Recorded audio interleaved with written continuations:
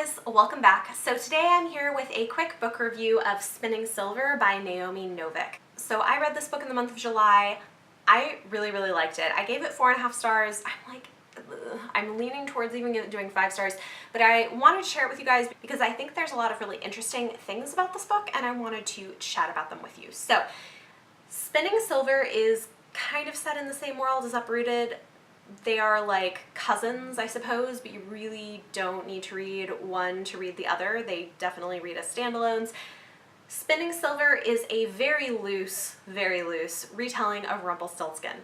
I think if you liked Baron the Nightingale, you will probably like this. It has very similar vibes.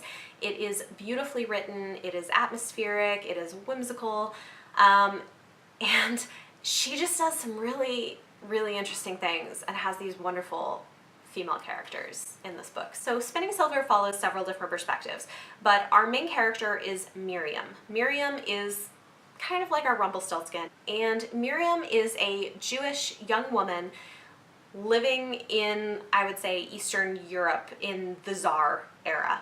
This is not like super historical, but like that's the basic setting of this. And she takes up the money lending business as a way to provide for her family, who are quite poor.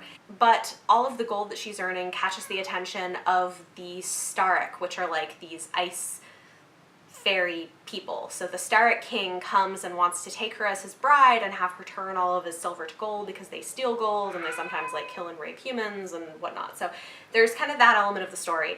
And then it also pulls in the storyline of this other young woman who is a noble who, through a variety of things, ends up married to the Tsar, who is a young man who is possessed by a demon.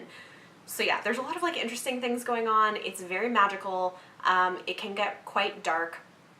It's got these amazing female characters who are just these very strong women who put their people and their country or their family in front of themselves, in front of even love, and are willing to enter into marriages for the sake of what they think is really most important, which is not something that you always see women doing. So it's really great. It's also this really loving depiction of being a person of the Jewish faith and race during that kind of time period. And so the Jewish religion is a thread that is pretty deeply tied into portions of the story. It doesn't take over it, but it's intrinsic to a lot of things that happen in Miriam's story, and I loved it. I thought it was really beautifully done.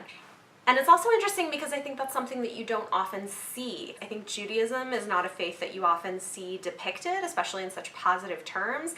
And it's interesting to me that she has the main character be this Jewish young woman who is a money lender, and it deals with these it does a really interesting job of questioning these issues of the way that we think about wealth and money and family and love and power. It's like a really nuanced book. Like maybe it deserved 5 stars.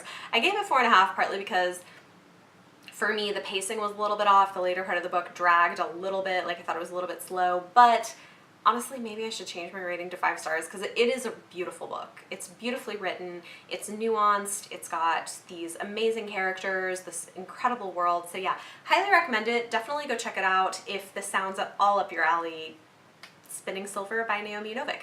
Talk to me in the comments down below. Let me know your thoughts if you have read this or if you plan on reading it. I would love to hear what you guys think. If you guys like this video, give it a thumbs up. Subscribe if you want to see more. Thank you so much for watching, and I will see you next time.